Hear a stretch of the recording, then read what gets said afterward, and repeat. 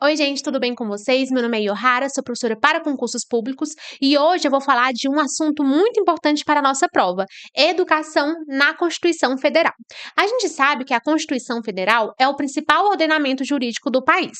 É claro que todas as leis que envolvem educação dentro do território nacional devem versar, devem ter como princípios, ter como diretrizes o que está estabelecido dentro da Constituição Federal no que diz respeito à educação, tá? Então, por exemplo, a Lei de Diretrizes e Bases da Educação do ano de 1986 deve se basear na Constituição Federal de 88, assim como todas as leis e resoluções e decretos que versem sobre a educação. Nenhuma pode ser contrária à Constituição Federal. Do contrário disso, seria inconstitucional e não caberia, não valeria aqui no território nacional. Então, vamos conhecer um pouquinho dessa parte da Constituição Federal que fala sobre a educação. Vou colocar aqui na tela para vocês. Eu tenho lá no título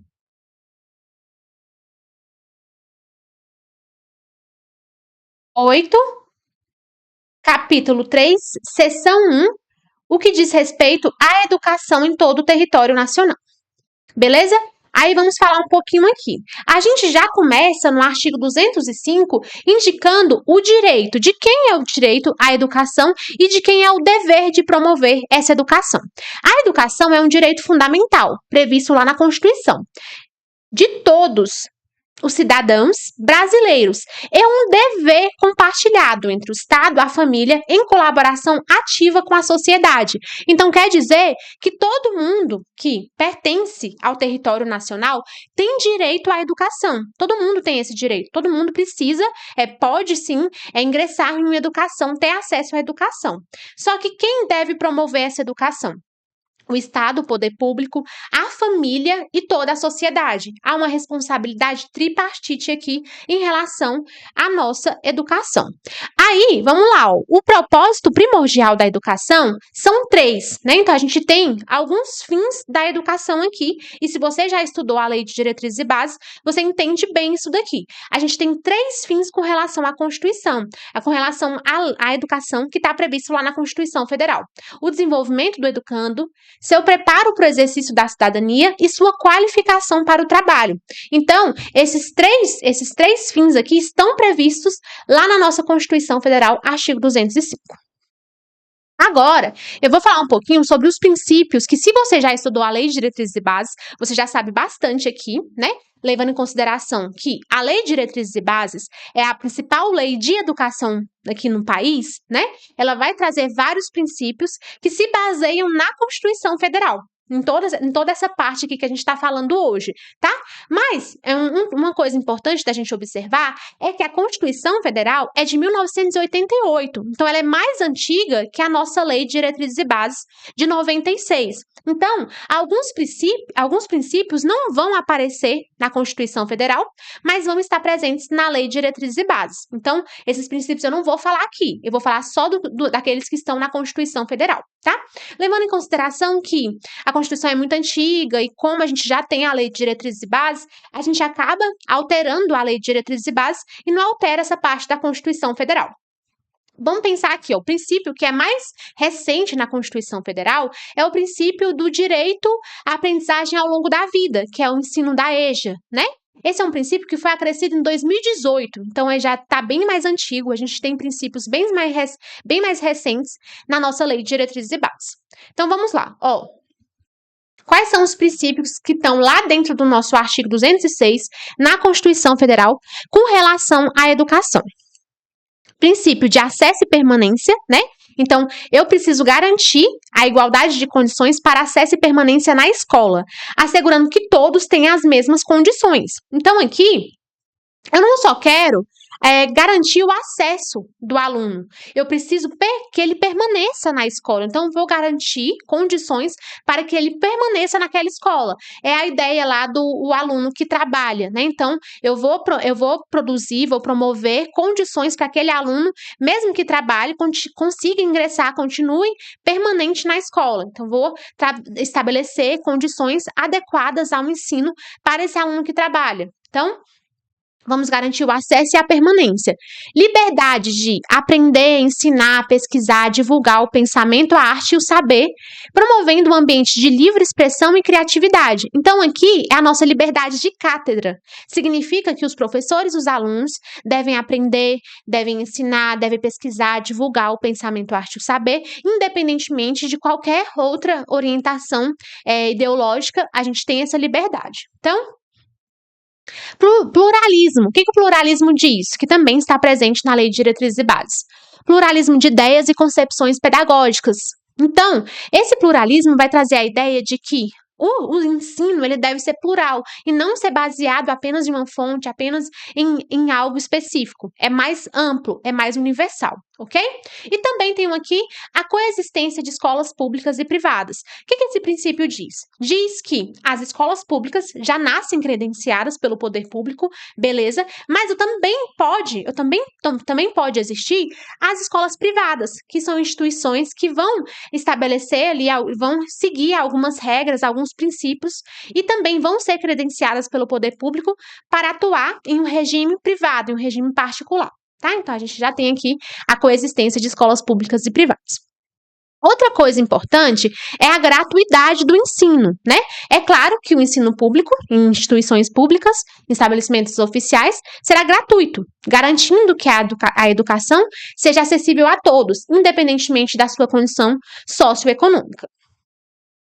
Beleza, então a gente está falando aqui da gratuidade em instituições oficiais, ou seja, instituições públicas. Outros princípios são a valorização dos profissionais, a gente tem aqui uma valorização dos profissionais da educação, com planos de carreira, concursos públicos, piso salarial nacional, reconhecimento da importância de seu papel na formação dos cidadãos. Aí, o que é isso daqui? Né? Tanto é que no artigo 214, que é o último artigo aqui da nossa Constituição Federal, que versa sobre a educação, a gente tem a Constituição, a instituição do Plano Nacional de Educação, né? Que é um plano que vai estabelecer metas para alcançar alguns objetivos, dentre eles a valorização dos profissionais da educação, piso salarial, condições de trabalho. Outro princípio importante é a gestão democrática no ensino público, que é a atuação da comunidade escolar, dos professores, de todo mundo que está envolvido naquele ensino em tomada de decisões, né? E é importante destacar que a gestão democrática é presente somente em instituições oficiais, no ensino público, ok? Temos também a qualidade, garantia de padrão de qualidade, buscando a excelência de ensino e a formação de cidadãos competentes e engajados. Então, aqui é a garantia de padrão de qualidade do ensino público. A aprendizagem ao longo da vida, como eu disse para vocês, esse aqui é o último artigo que foi acrescido na Constituição Federal em 2018. Direito à educação e aprendizagem contínuos, reconhecendo que a educação é um processo que estende a toda a vida. Então, a gente tem aqui a garantia da aprendizagem ao longo da vida, por exemplo, de alunos que estejam fora, né, que não tenham concluído na idade certa e que possam voltar para ingressar na EJA, por exemplo. Vamos aqui. Temos agora a autonomia universitária das universidades e pesquisa, né? Estamos falando aqui do ensino superior. A gente sabe, lá pela Lei de Diretrizes e Bases da Educação, que temos 2 níveis de educação aqui. Temos a educação básica, que tem ensino infantil, ensino fundamental e ensino médio, e temos também a educação superior, que está voltado para graduação, extensão, pós-graduação. E nesse caso da educação deste nível, né, de educação superior, vai ser segundo a capacidade de cada um. Então, enquanto a educação básica, o ingresso, né, é um direito de todos, todo mundo pode ingressar. Na educação superior, o ingresso vai ser segundo a capacidade de cada um. O que significa? Significa que a pessoa tem que ir lá fazer uma prova. Se conseguir alcançar alguma nota, vai entrar na educação superior. É basicamente isso. Aí temos aqui uma autonomia da educação, dessa educação superior que a gente está destacando aqui. As universidades e instituições de pesquisa gozam de autonomia didático-científica, administrativa, financeira e patrimonial, o que lhes permite desenvolver suas atividades de ensino, pesquisa e extensão com liberdade e independência. Então, percebam que a autonomia de instituições superiores é bem vasta, ok? Então, ela vai ter uma autonomia patrimonial, uma autonomia financeira, administrativa, científica, ok? Agora vamos falar um pouquinho dessa instituição. É fundamental manter a indissociabilidade entre ensino, pesquisa e extensão. Aí eu até trouxe aqui, ó, né? É a tríade também. Eu vou ter o ensino, eu vou ter a pesquisa e a extensão, tudo juntinho aqui dentro da minha educação superior. E vamos lembrar desse nomezinho aqui, ó, indissociabilidade entre essas três bases. Deixa eu ver onde eu tô aqui. Integrando essas atividades para promover o avanço do conhecimento e do desenvolvimento social. Então, a gente tem que ter essa indissociabilidade entre ensino, pesquisa e extensão. As universidades e instituições de pesquisa têm a prerrogativa de admitir professores e cientistas estrangeiros, enriquecendo o ambiente acadêmico com diferentes perspectivas e experiências. Essa parte é muito importante, porque é uma exceção a uma vedação da Constituição Federal. A Constituição Federal veda, né, que pessoas estrangeiras ocupem cargos públicos, né, que pessoas estrangeiras sejam servidores públicos aqui no país. Mas essa exceção aqui é estabelecida pela própria educação superior, que é de admitir professores estrangeiros, nestes casos aqui, professores estrangeiros e cientistas também. Então, é uma exceção à vedação da Constituição Federal de não admitir estrangeiros como ocupantes de cargos públicos aqui no país. Então, vamos lembrar dessa exceção. Lembrando que é só no nível superior, tá? O nível básico mantém a vedação de admitir estrangeiros como ocupantes de cargos públicos. Agora, vamos falar um pouquinho sobre o dever da educação. Então, a gente sabe que lá na Lei de Diretrizes e Bases, né, a gente possui alguns artigos que versam sobre deveres, né, com a educação, né? O que o Estado deve promover para quem tem direito a essa educação. E aqui na Constituição, claro, se a Lei de Diretrizes e Bases se constituiu a partir da Constituição Federal, a gente também vai ter a mesma coisa aqui. Vou colocar aqui na tela para vocês. Ó, o Estado tem o dever de garantir a educação básica, obrigatória e gratuita dos 4 aos 17 anos. Disso a gente já sabe. Abrangendo toda a educação básica, a educação básica aqui. Educação infantil, ensino fundamental, ensino médio. Essa garantia se estende também àqueles que não tiverem acesso à educação na idade apropriada, que é no caso lá da EJA. Mesmo que o aluno não tenha ali uma idade correspondente para entrar no idade-ano, ele vai possuir também essa prerrogativa de acesso à educação básica obrigatória e gratuita, ok? Então, a gente vai ter essa, mesmo sem estar dentro dessa idade dos 4 aos 17 anos. O Estado deve oferecer atendimento especializado para pessoas com deficiência. Então, temos aqui o atendimento especializado. E essa parte aqui de pessoas com deficiência, eu dei uma alterada, tá? Lá na Constituição Federal, se você abrir a Constituição Federal lá e observar no artigo 208, você vai ver que a Constituição chama portadores de deficiência. Mas a gente sabe que, né, que a Constituição é bem antiga, é de 88. Então, a expressão atual é pessoas com deficiência. Aí eu dei essa alterada aqui. Mas se aparecer na sua prova uma questão que verse sobre a Constituição Federal e indicar essa expressão de portadores de deficiência, a gente sabe que vai estar certo também, porque é o que está lá na Constituição, tá? Aí vamos aqui. A educação infantil, que compreende creche e pré-escola para crianças de até 5 anos de idade. Então, é a nossa primeira etapa da educação básica, educação infantil. Ela vai lá desde a creche até as crianças de 5 anos saindo da pré-escola. Levando em consideração outra coisa importante aqui também, é que nessa etapa da educação, na educação infantil, ela está ali, né, na primeira parte da educação básica, e a primeira parte da educação infantil é a creche. Mas a creche não vai ser obrigatória e gratuita. Tanto é que a idade do aluno que está na creche nem é estipulada aqui entre uma educação obrigatória e gratuita. A educação obrigatória e gratuita é dos 4 aos 17 anos. E na creche, né, a criança pode ingressar com 3 anos. Então, significa que a creche, apesar de poder ser gratuita, ela não é obrigatória, ok? Por isso que não o poder público, ele precisa fornecer vagas para o que é obrigatório. Então, o que vai ser obrigatório vai ser a partir da pré-escola dentro da educação infantil. Tá, gente? A creche não vai ser obrigatória, mas pode ser gratuita, ok? Então, o acesso ao nível superior, como a gente já havia falado antes, deve ser garantido de acordo com a capacidade de cada um, promovendo a meritocracia e a igualdade de oportunidade. Então, esse caso aqui, né, a gente sabe que para ingressar na educação básica, só basta a gente ter aquela idade, ou mesmo se não tiver aquela idade, eu posso ingressar por uma modalidade, que é a EJA. Mas, quando eu termino o ensino médio, né, como eu vou ingressar na educação superior? Segundo a capacidade de cada um. Então, eu vou prestar uma prova, vou precisar estudar para prestar uma prova e ingressar nesse nível superior. Aí, vamos aqui. Dever do Estado, continua. O ensino noturno deve ser adaptado para o estudante que trabalha, permitindo que ele concilie seus estudos e suas responsabilidades profissionais. Lembra que eu falei para vocês que um dos princípios da Constituição é o acesso e permanência?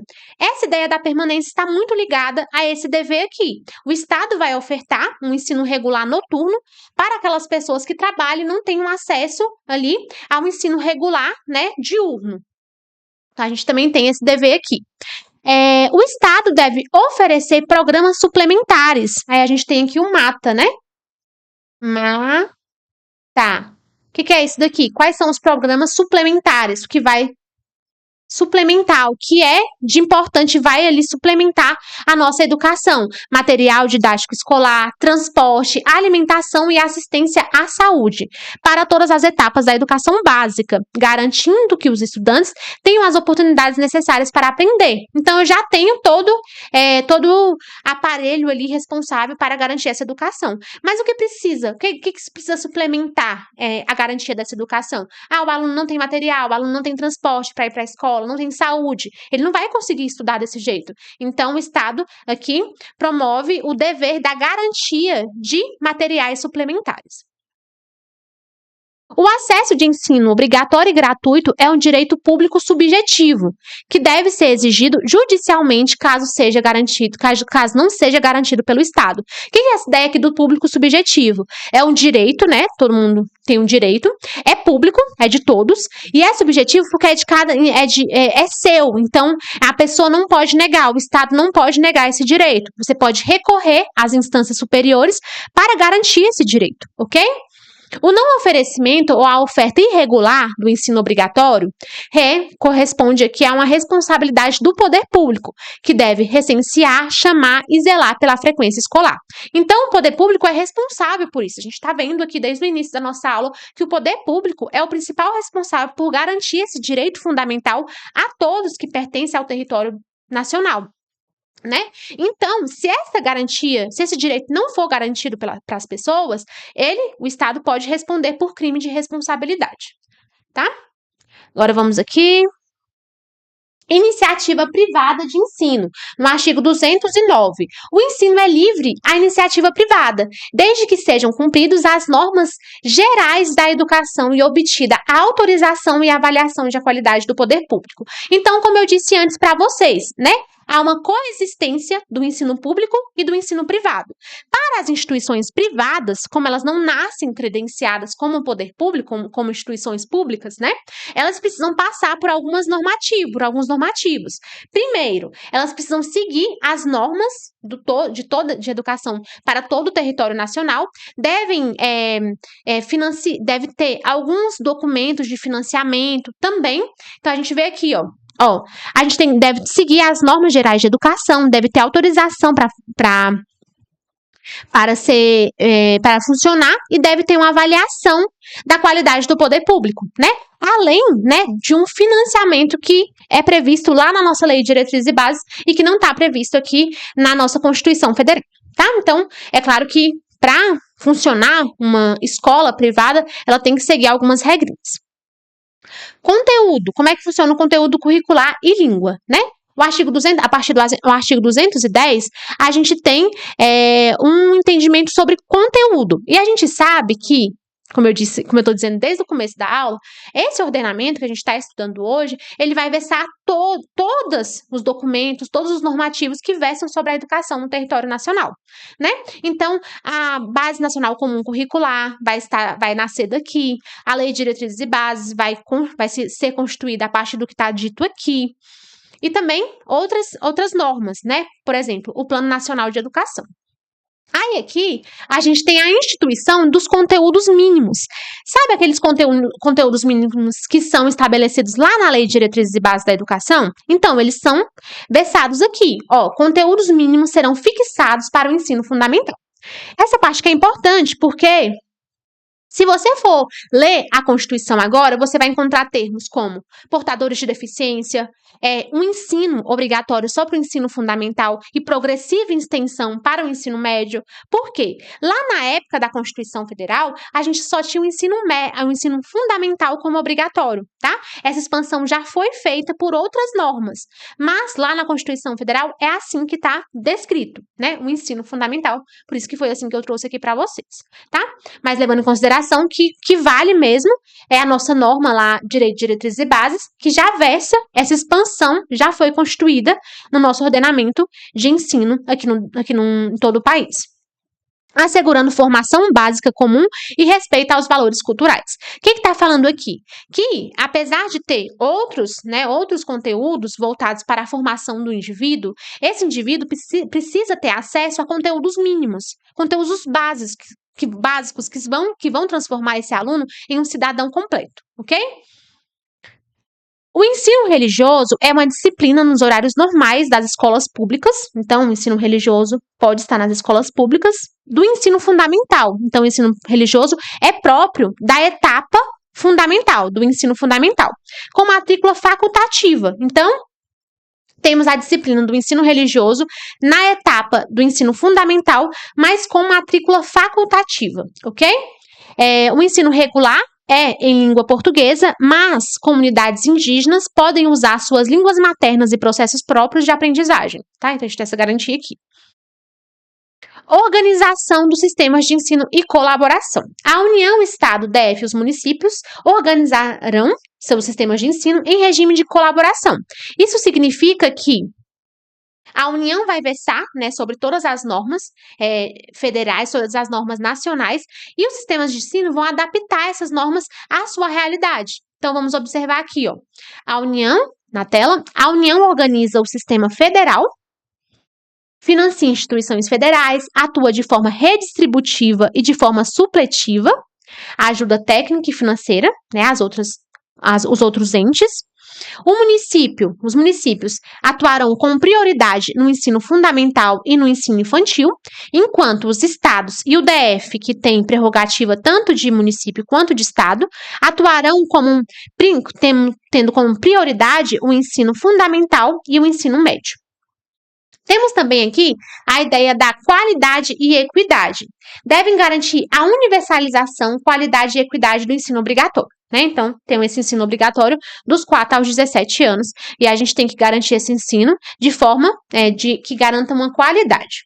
Padrão mínimo de qualidade. Então, a gente vai levar em consideração um padrão mínimo de qualidade, que é o custo aluno-qualidade, nesse pacto de atuação em regime de colaboração.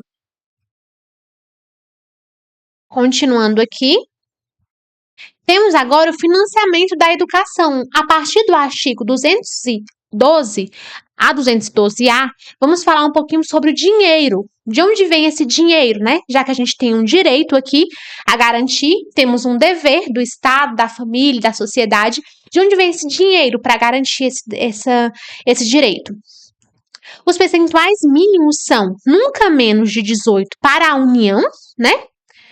E nunca menos de 25% para os estados, o DF e os municípios, tá? Da receita de impostos. O salário educação, né, é uma contribuição social adicional para o financiamento da educação básica pública.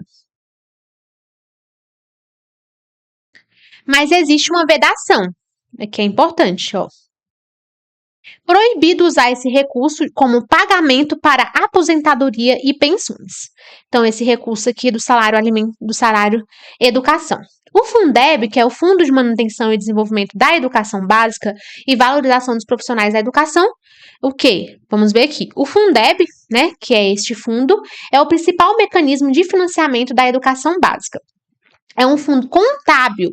Essa palavra é importante, por isso que eu grifei aqui, em estados e no DF, composto por 20% de impostos estaduais e municipais. Os recursos são distribuídos proporcionalmente ao número de alunos das redes de ensino com ponderações. Então, a gente vai ter aqui essa proporcionalidade com relação à cabeça mesmo de alunos dentro de uma instituição de ensino. Aí aqui é a complementação da União. A União complementa os recursos do Fundeb no mínimo 23 do total, para garantir que o valor anual por aluno atinja um mínimo nacional e também para premiar redes que melhorem a gestão e os indicadores de qualidade. Profissionais de educação, aqui nessa parte, não menos que 70% dos recursos do Fundeb, com exceções, devem ser utilizados para pagar, né, esses profissionais da educação básica em efetivo exercício. A gente tem esse percentual aqui e não pode ser menos que isso. Piso salarial nacional. A lei específica vai dispor sobre esse piso salarial para os profissionais do magistério, para os professores. Foco na educação infantil. 50% dos recursos de uma das parcelas de complementação da União ao Fundeb devem ser destinados à educação infantil, que é a nossa primeira etapa da educação básica. E o tempo integral. Previsões de destinação de recursos para fomentar a criação de matrículas em tempo integral, que é aquelas 7 horas em ambiente escolar. Na escola pública, claro, com metas a serem atingidas. A gente tem até aqui o Plano Nacional de Educação que vai versar sobre essas metas. Agora aqui, ó, a destinação de recursos públicos a escolas não públicas. Então, a gente já viu, né, qual vai ser a destinação, né, o dinheiro que vai ser destinado a escolas oficiais, escolas públicas.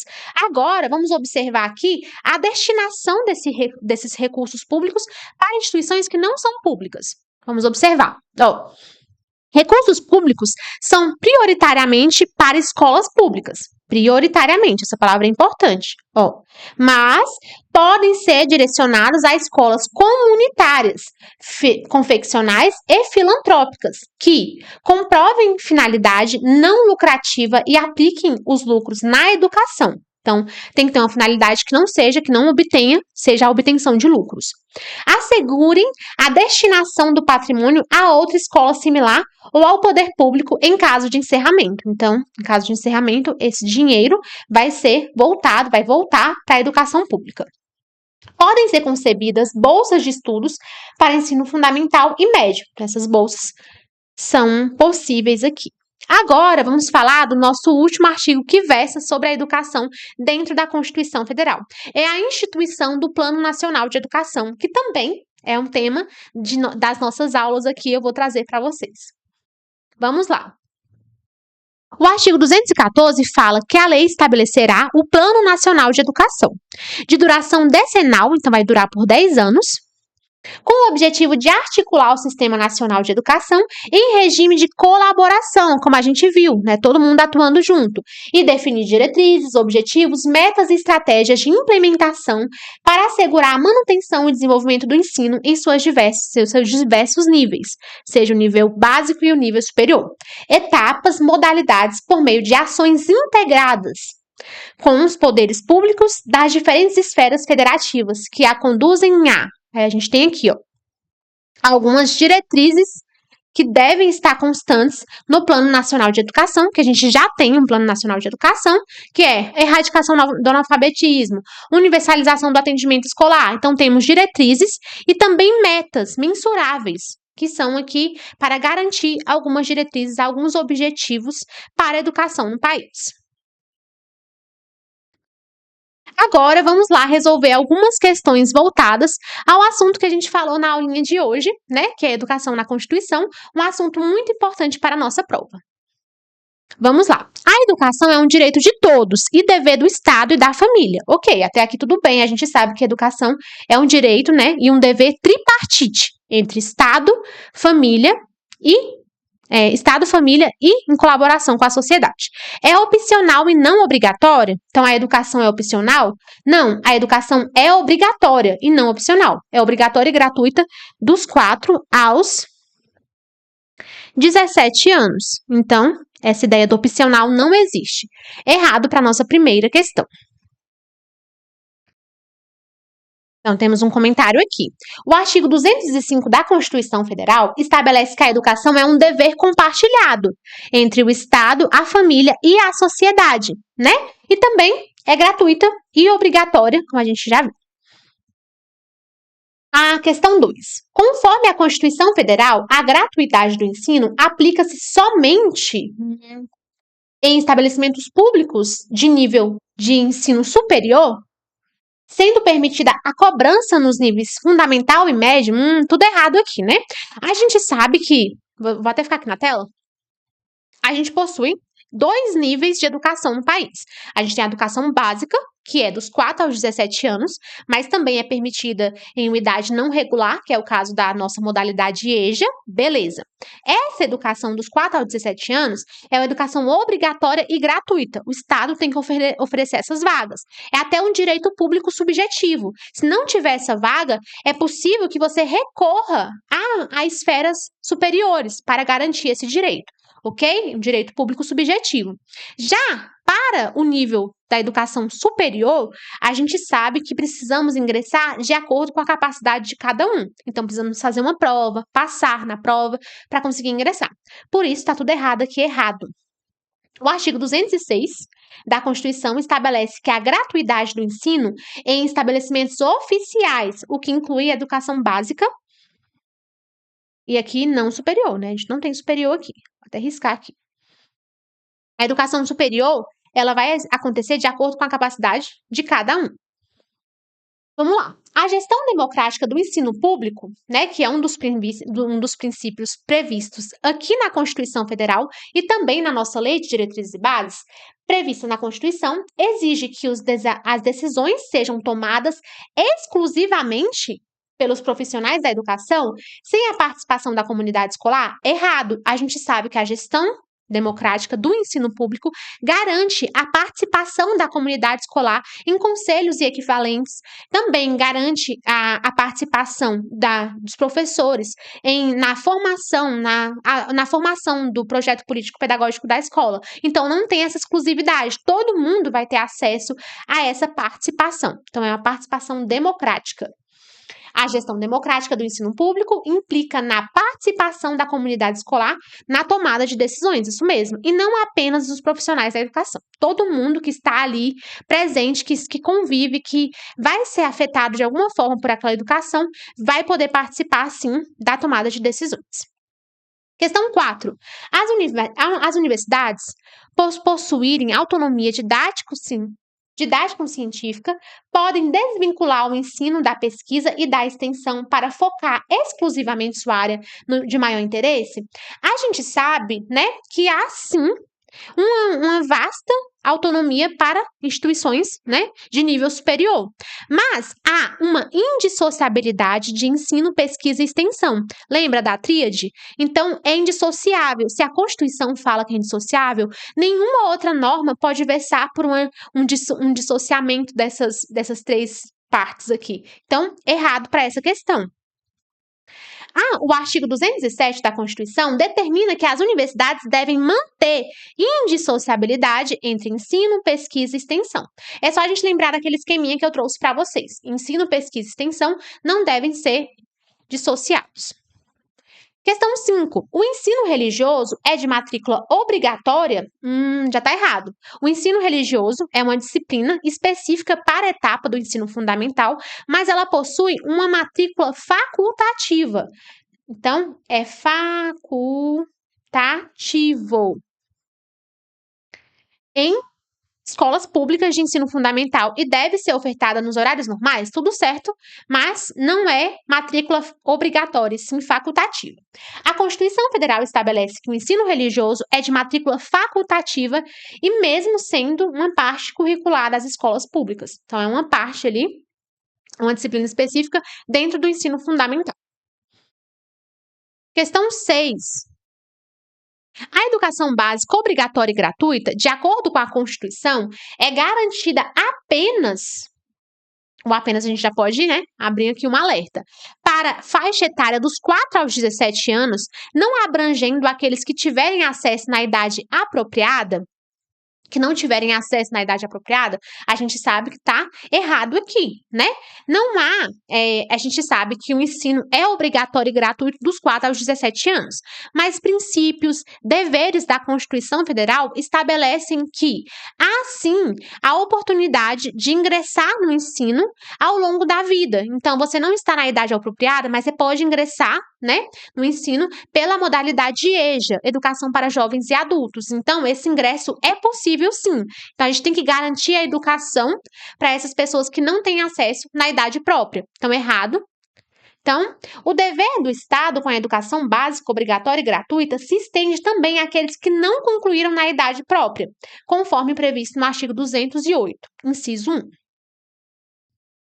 Vamos aqui, questão 7. Os estados, DF e os municípios são responsáveis por definir suas próprias diretrizes e normas para a educação, desde que respeitem os princípios e objetivos da política nacional, da educação nacional? Sim, a gente sabe que eles agem em regime de colaboração, todos os entes federados. Então, a União vai trazer suas diretrizes e vai ali expandir em território nacional. O Estado vai trazer suas próprias diretrizes, claro, em colaboração, em concordância com o que rege a norma nacional. Então, certo para a nossa questão 7. Vamos lá, questão 8. A União, Estados, o DF e os municípios devem organizar seus sistemas de ensino em regime de colaboração, sendo que a União atua de forma distributiva, né, supletiva e redistributiva, né? Questão 8, certo, realmente tem essa atuação da Constituição da União de forma redistributiva e de forma supletiva, garantindo o que falta para os estados e os municípios. Então, certo, assim, a Constituição Federal estabelece o regime de colaboração entre os entes federados e especifica o papel da União de atuar de forma redistributiva e supletiva para garantir uma qualidade na educação. Os recursos destinados à educação devem ser utilizados para o pagamento de aposentadorias e pensões de profissionais da área, desde que não excedam 10% do total. A gente sabe que os recursos destinados, né, recursos públicos destinados à educação, não terão essa função, né, para pagar pensões e nem aposentadorias. Então, errado, é uma vedação, né? A Constituição proíbe explicitamente que recursos da educação sejam usados para pagamento de aposentadorias e pensões. Agora, nossa última questão de hoje. A iniciativa privada pode atuar no ensino? Sim, desde que cumpra as normas gerais de educação e obtenha autorização e avaliação de qualidade do poder público. Exatamente. Tem essas três formas aqui da instituição privada atuar no ensino em território nacional, né? Aí o artigo 209 fala da Constituição, de fato, permite essa iniciativa privada no ensino, mas exige o cumprimento das normas, da avaliação de qualidade e da autorização pelo poder público. É isso, finalizamos mais um bloquinho, né, de educação na Constituição. Espero ter ajudado. Até a próxima.